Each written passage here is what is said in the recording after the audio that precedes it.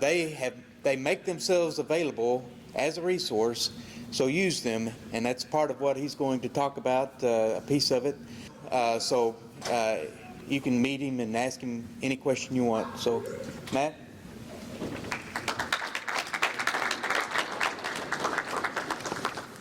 How you guys doing? My name is Matt Sadowitz, and I work at the NCAA. I work at the Eligibility Center in the NCAA headquarters based in Indianapolis. I've been at the NCAA now for about 5 years, and I work specifically with making sure student athletes are eligible to compete at Division I and Division II. So a little bit of what I'm going to talk about to you guys is some key reminders of what you can do proactively now to make sure, if your goal is to play at the Division I level, this is the things you can do now to get ready to be eligible to compete at that level. So first things first, the Eligibility Center, no matter what your goal is, Division I, pros, if you're going to go through college first, you have to have an amateurism certification, you have to have an academic certification before you can compete. Those are just two things that are non-negotiable in college basketball. So what you can do now is make sure that you have a registration account with the Eligibility Center. You can't take an official visit without a transcript or a registration account with the NCAA. So if you guys have those dreams and goals of being in March Madness, playing at the next level, you got to start with the Eligibility Center. So I encourage you, if you do not have a registration account or a profile page account, do that. That's the first step to putting you on that level to success. All right, if you want to go play college ball. Academic certification, right? There's things you can do now, whether you're a freshman, sophomore, junior, senior, making sure that you meet the core course requirements. You have to have 16 core courses, and that's English, math, science. You got to have the core courses you need to be eligible. You have to maintain a 2.3 GPA. So whether you're a freshman, sophomore, junior, you can plan now. We certify the high school core courses from the schools you're taking your courses with. You can look up your courses. You can plan out how many you're going to take per semester, what you need to take to be eligible. It's your certification, so it's important that you guys stay on top of what you need to be eligible. Now, the other part of that academic component is you have to meet our 10-7 requirement, which means you have to have 10 core courses completed by the start of your 7th semester, which after your junior year. And 10 of those 7 core courses have to be in English, math, or science. So making sure you hit your goals and what you need to do. I'm a planner. You got to plan. If you want to play at the next level, academic is one of the most important pieces to that. Because once you're in college, once you're playing, you still have to maintain a GPA to compete at the college level. So making sure you're doing your due diligence, do what you need to do to be eligible, do what you need to do to plan ahead for what your classes are, what core courses you need to take. So if you are behind in your core courses, you can check that now with your high schools you're at, your guidance counselors, see what your GPA is. Are you going to hit that 2.3 GPA? And if you have a lower GPA, you have to take the SAT or ACT, and you have to get a score on the SAT or ACT that coincides with your GPA. So if you have a lower GPA, you need a higher test score. So those are some things that you got to keep in mind as you're going through your high school process right now. And if you have that goal of playing Division I basketball, being in March Madness, being on your team, getting picked selection Sunday, that's where you got to start, is with the Eligibility Center, making sure you have that certification account. Now the other piece of that, you have to have an amateurism certification. Amateurism rules are changing here and there, but through the certification account, you get all the updated rules of what you need.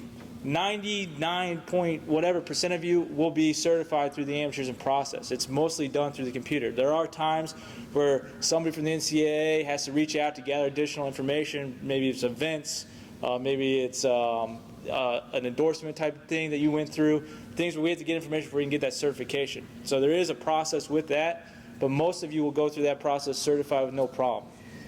So those are the two key components that are going to get you to that next level. Some updates that I want to talk about besides the Eligibility Center is name, image, and likeness. All right, that's what's going on right now. A lot of talks about what is name, image, and likeness. Can I profit off myself? Some changes are coming to that. Right now, the rules have not changed for college student athletes to have endorsement deals, make money off their name, image, and likeness, but those changes are coming. So as of last fall, the Board of Governors, which is made up of presidents, chancellors from all the Division I schools, voted on changing those rules that are going to allow student athletes to make money off their name, image, and likeness.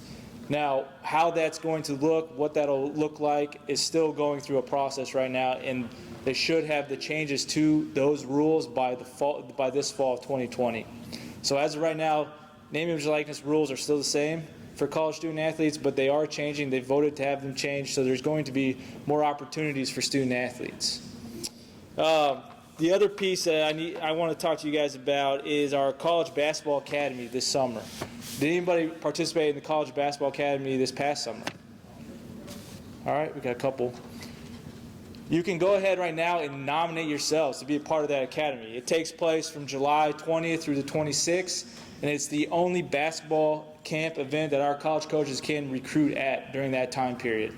And with the college basketball academy that the NCAA is putting on, you get to attend that, and then a parent or guardian can attend that with you, and the NCAA will pay for that, and they'll bring you to one of the 4 sites. So the 4 sites are UConn, Utah, Wichita State, and Winthrop. Those are the 4 sites for this year's camp and this summer.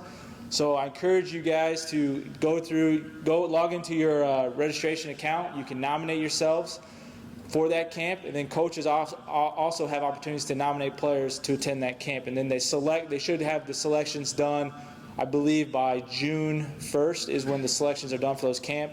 You'll get an email, you'll get an invitation. They'll work on all the logistics too to get you to those camps. So if you are somebody that wants another opportunity for exposure, maybe you don't have a ton of offers, or maybe you do have the goal of playing at the next level, this camp is a good opportunity for you. All the coaches come to those camps. They move around different camps throughout the week. It's the only camp that they can recruit at during that time period in July. Other than that, I have some packets of information I'm going to pass out to you guys that kind of explains some of the things I talked about. The biggest thing for you guys is that I can encourage you and challenge you with is set goals for yourself, right? If you want to play at the next level, set that goal. Like if you know where you're at academic-wise, all right, make sure you're on track where you need to be. Once you get to college, you got to make sure you know what your next goal is, right? Do you want to play in the pros? I know Damien talked about, different opportunities that basketball provides. There are a ton of opportunities for you guys. So set those goals. I'm a big believer that whatever you put your mind to, you can accomplish, you can achieve. So I encourage you guys, if you haven't done so now, is set what your goal is. Set where you want to be. If you're a freshman, sophomore, junior, senior right now, what are your goals? Where do you want to be? Where do you want to be 5 years from now? College is a great opportunity for the guys that want to go and play at the next level. And these are things you can do now and things you can continue to do to play at that level. So I'll be around at the games tonight. I'll be around here. If you have any questions, please come talk to me. I want to be a resource for you guys, coaches, resource for you as well. Questions in the academic process, amateurism process, feel free to reach out. I've got information for you. I'll be around. I'll give out business cards, phone number, whatever it may be. I've had coaches reach out to me all times of day and night to have questions about getting their kids to the next level. Like I said, I'm a resource. I'm here to help you guys get to that level. If you do have any questions, feel free to reach out. Thank you.